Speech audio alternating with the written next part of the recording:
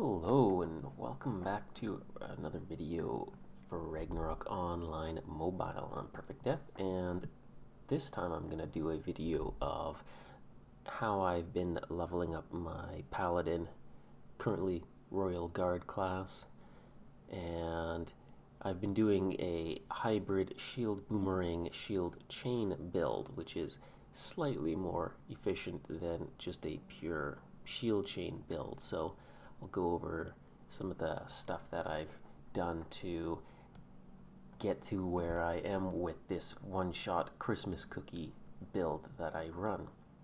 So to start with the stats,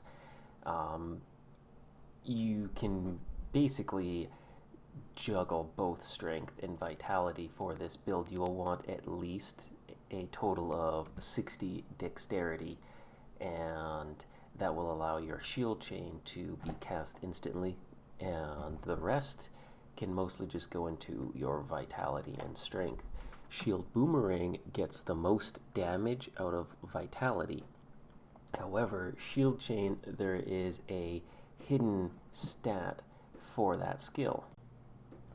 And here is the stat, the formula for shield chain, where you can see that within here there's actually some damage that is caused by vitality, a little bit that's from dexterity, and refine level. This is for the refine level of your shield. So if you were to equip two shields that are the same type, but one is a plus 10 and one is a plus 5, you're going to do a lot more damage with that plus 10 shield. It doesn't actually say any of this information in your in the stat information, but this is the code that they've got hiding away. So the vitality will do a little bit of extra damage, so having a hybrid build does have a little bit of synergy. So you don't really need intelligence can be kind of nice, but for the most part you'll be running on SP discharge to reduce or to just keep sustaining your shield chains. So when it comes to your gear, with this I don't really recommend using the mirror shield, simply because the mirror shield makes your shield boomerang cost 30% more SP. So if you can one-shot Christmas cookies without the mirror shield, you should. And if you have a light saint shield, then that's actually pretty useful because it gives you some extra stats, but mostly it gives you this 10% extra job EXP. Any other shield that you can get refined up nicely will do a lot of extra damage with this build anyway. Some of the other important pieces to look at is your weapon.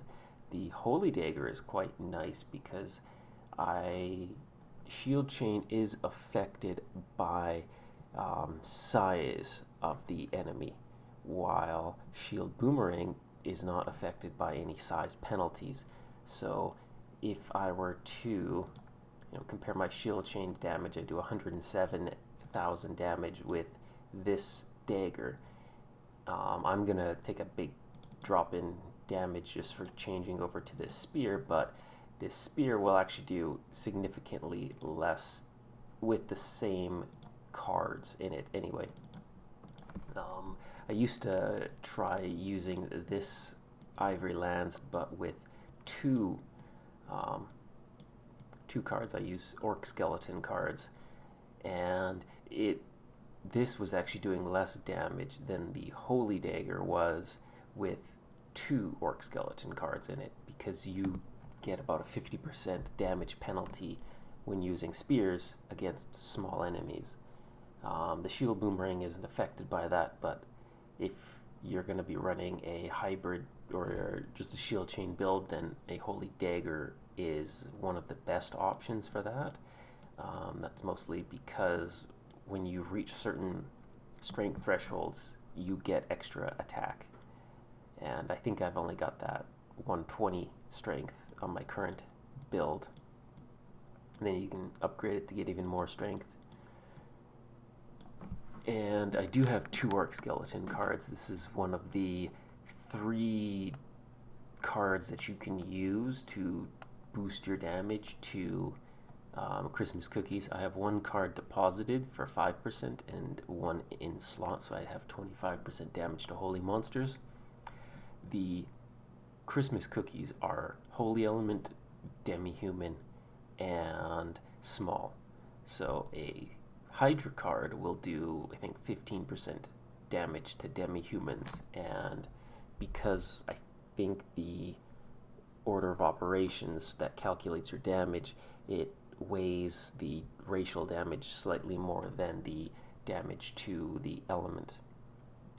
And the Desert Wolf card will give you the most damage to, based on the size. So I think it's a 25% damage boost to small, and then I think another 15 attack, but I don't have any of those cards. They're very expensive. The Orc Skeleton card is like 1 million usually, while I think the Hydra is about 7 million, and then the Desert Wolf is like 14 million, so it's very good value to just grab the Orc Skeleton card. And even if you just use a second one as a slot, and then eventually you could use a second slot in there to do even more damage, but in this case I'm able to one-shot them without having a second slot for a second card. Some of that is because I have the Hockey Mask, which boosts human damage by 10%, and Spike Mask, which is another 5%, so there's 15% damage to demi-humans. I've got the Cadier Beret, which is a 5% attack. I have the Tights, which is at tier 3, another 6%, or no, 8%. 8% attack here. Another option that you could use is if you have Staunch Armor, that'll give you more strength, but it has a set bonus for 5% attack if you have a Staunch Ring equipped. I have the Rune Boots, which gives an extra 3% attack, and the Devil Wings, which is an extra 5% damage. As for garments, if you need to, you can use the Ancient Cape for defense ignore. However, Christmas cookie defense is quite low, so if we look, I'm doing, again, 107,514 there. If I were to equip this guy here, let's see, yep, I do, instead of 107, 109, so I do significantly more damage just for having a little bit of defense ignore. I don't really have much else defense ignore on my character, but, you know, I've already crossed the damage threshold, so in that case, if you do cross the one-shot threshold, you can start looking at swapping out gear for gear that gives you more EXP. If you need to, there's some consumables that you can use to also boost your damage. If you don't have a dagger, you can always use a normal precision stone. That's going to give you, it's going to help reduce that penalty for using a spear against small enemies. Then there's, of course, things like your strength meals. If you have the A, then that's an extra 10%, while the B is a 20%. The B is going to cost 25,000, which is quite expensive for what you get. These are also pretty expensive, and they only last for 15 minutes. So, you know, consider what you want there. You don't want to really use any of these elemental buffs, because holy element enemies get 25% less damage from any of the 4 main elements here. They're only weak against shadow element, and I'm not using shadow element. I don't think anybody really can. You also don't want to use poison element against them either. So other ways to boost your damage if you need to would be, passed it there, in the cooked foods. There's a couple of ways that you can boost your damage. Penetration is a good way of doing extra damage. The way penetration works is it reduces the damage resistance of your target, and if they have, let's say, 0 damage resistance, then this is going to add, it's going to make them have essentially negative damage resistance so that you start doing extra damage. So if I were to eat 5 or 6 of these, I would do like 15% more damage. Some of these other foods like seafoods will give you attack. There's some that will boost your movement speed, which can be nice for running around and farming faster. This is an interesting option as well, the cast delay reduction foods. So this one has death blows on it, which is why I have so much of it for tanking, but the cast delay will increase the rate that you attack. So if you want to farm a little faster, you can use these guys, but generally you would want to look for certain recipes. I'll actually just dig that one up right here. This one here, the soup, seafood soup, has ignore defense and attack. So this one would definitely be very useful for doing this. As we've seen, if you eat 6 of these, you'll get 15% defense ignore, which is the exact same as this guy here. So with that, I could have 30% defense ignore. So I could jump my damage up from, 109 to like 112 probably. So that's a pretty significant boost there. There's again one that boosts your movement speed, which you don't really need. Christmas cookies are kind of nice because they cluster in an area. There's a couple of good spots that you can get where you don't have to really worry about other monsters attacking you and also wandering away too far. So down here there's a good spot. There's probably 1, 2, 3 spots here. There's 2 spots that you tend to see people over here. There's a good spot in here. This area, there's some weird named quest monsters, and if you kill it, then it spawns a bunch of extra monsters that'll attack you. So that area can be annoying. There's a spot up here that's really good because you don't have to really worry about any monsters around here. Teddy bears in particular are very annoying here because they will do a curse on you that reduces your attack. So you try to find you will want to find a spot where you don't have to worry about the teddy bears. And carrots aren't that bad because carrots will taunt you, that will boost your damage. They don't really hurt you much else. And so next, I'll probably go over the skills. With this, you don't really need to worry too much about your swordsman skills. Because I'm using a dagger, I'm not really going to be getting anything extra from these passive skills that boost attack based on weapon. So I just get the pretty standard 1 level in Magnum Break in case, but you don't really want the fire element against Christmas cookies. Over here we can see I have I've set my shield chain to level 20 to get the most amount of damage. I also have all of the runes for it, which is 60% more damage. And another important one to note here is the Cavalry Mastery. If you get all of the Cavalry Mastery runes, you will get 6% extra damage per rune, or per level of this. So this is level 5, and I've got 6 of these, so I'm getting an extra 30% damage to small monsters, which is a very big damage buff against these cookies. Shield chain level 15. One of the reasons why the shield chain and shield boomerang combo is a little more efficient than just going for shield chain is if we look at shield chain, the cast delay is 1.5 seconds, while shield boomerang, it does have a 4-second skill delay, but it only has a 1-second cast delay.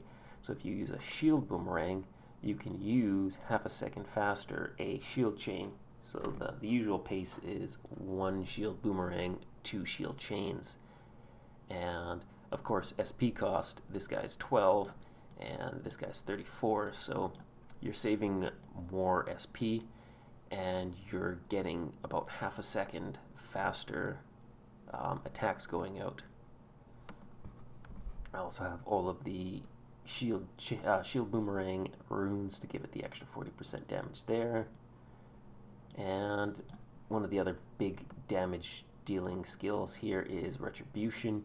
At level 20, you get an extra 10% neutral damage. So, because you don't want to really use a element against Christmas cookies, then this skill at level 20 is going to give you an extra 10% damage there.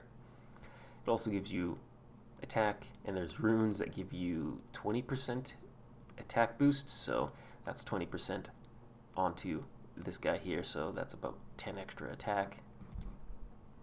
Bliss is another useful skill because it just gives you 5 vitality, which helps mostly for shield boomerang and a little bit for shield chain. And then because I've started getting the Royal Guard skills, this passive gives you 10% more shield skill damage. So that's a huge boost to this combo, which is one of the reasons why I'm doing overkill. Before with this build, I was doing it just enough. I think I was doing 88,000. You only really need to do about 86,000 damage against Christmas cookies. There is the neutral element green cookies who have 89,000 health, but then you can't take advantage of the orc skeleton card here. And then you're just stuck with either having to get a Hydra card or a Desert Wolf card. And so as for the runes, which I'll go into here, the usual route that you'll want to take is to go up top here and snake your way around so you avoid like the taunt runes. And this will lead you into this area where you have 3 shield boomerang runes, and then you can go down from here. There's another shield boomerang rune here. You do have to grab a bash damage rune. Over to the side there's some cavalry mastery runes, and these also lead you into the shield chain rune here.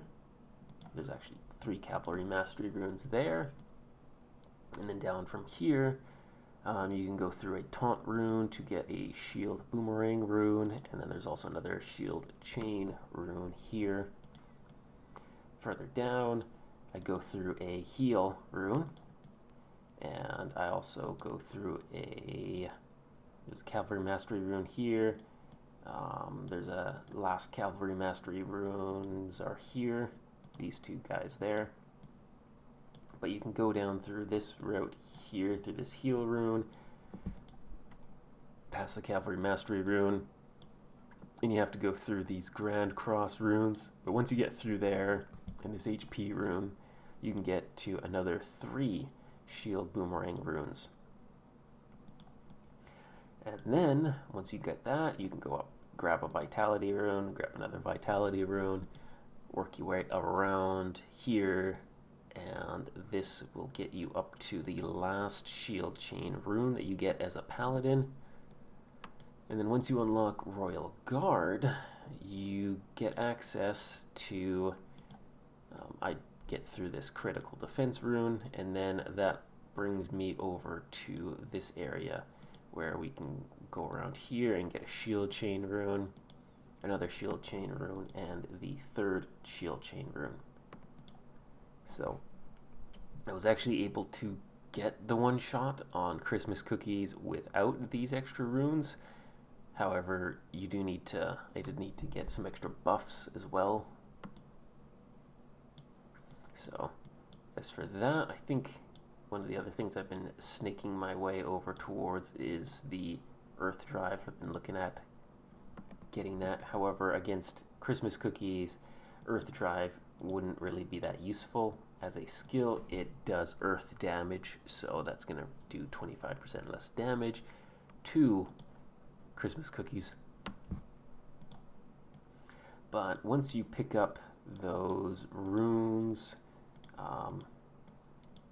the next ones that I went over to were the Retribution runes. There's 2 here, and then there's one last Retribution rune up here. You can get it through this Ignore Defense rune, and that'll give you 30% extra attack from your Retribution skill. So after that, then usually I go through and I grab the hit runes and the attack runes.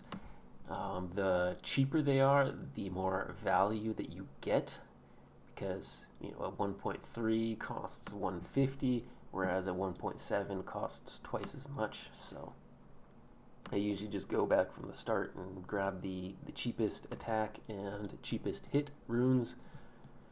You don't really need a lot of hit for Christmas cookies, but against certain enemies like carrots, you'll want to boost your hit quite a lot more. Generally, you want to get over 240 to get so that you don't miss carrots at all. Carrots are an interesting option to farm in this area. They are a wind element demon, so because they are a demon, Retribution level 10 will give you an extra 10% damage to them. You can then use earth element converters to do extra damage. They have, I think, 132,000 HP. So if you can one-shot them, then you can get frozen hearts out of these guys. And the frozen hearts are worth more than these ice cubes here. Ice cubes sell pretty quick, but they don't sell for very much. So they are a decent supply of money. However, the frozen hearts are currently, after the episode 4 dropped, they jumped over 1,000 zenny each, and the drop rate from carrots is higher than the drop rate of ice cubes from cookies. However, carrots are at a higher level, so you get less due to the penalty until you get to a significant level to, let's see, these guys are 116. So once you're 106, you don't get the penalty from farming these guys, and then you can get the frozen hearts at a really high rate. While Christmas cookies, the level is 112, so I'm probably getting just a tiny little penalty for farming these guys. However, it's a pretty good way to get EXP, get farmed, loot, and I make decent zenny out of doing this. But it's probably one of the better ways to get EXP for a paladin before making the jump to harpies. Harpies, you would probably want to grab like the Ivory Lance to just ignore all of their defense, because harpies have quite a lot of defense. I'll just bring that up. But to really efficiently farm harpies, you'd want to be 109 before you jump up to them. But their defense is 473, while the cookie defense is 73. So you definitely want defense ignore if you want to farm harpies. Harpies are at least also a demon, so you would get that 10% demon damage from Retribution, but you would not need to worry about breakthrough on these guys unless you don't need the earth element converter. And you don't really have to worry too much about the size modifier because they're mediums. You are going to get probably a little penalty, but not a big penalty from doing that.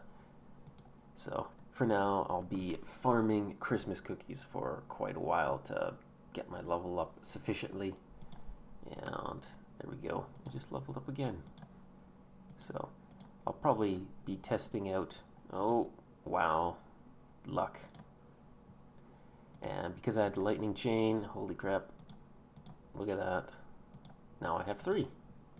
Actually, I have 4. So, time to sell those off. And the other thing that they drop, which is pretty useful, is the Pinocchio nose. I don't actually have it. I think it got deposited, but they have a Pinocchio nose, which is a headgear that gives you, where is it? Pinocchio nose. It gives you 3 attack just for depositing it. It's a face piece that gives you 5% demi-human damage, so it's very cheap to get, but it's half the demi-human damage that the hockey mask does, which is a 10%. And then there's also the Masquerade, which is an 8%, but the Masquerade is extremely expensive. But if you did craft it, you get an extra 1% demi-human damage. So there's a lot of different ways that you can piece together to get to the one-shot threshold. This is just how I do it. And there's a lot of different variations that you can do. I've just balanced out my gear to try and make it so my shield chain and my shield boomerang do about the same ratio of damage. That way, you know, I originally built myself to be a shield boomerang build, so I was actually farming carrots before I switched over to Christmas cookies. And Christmas cookies are better for EXP, but carrots are I'd say carrots are better for Zenny just because of the frozen hearts. So that's it for this video. Take care.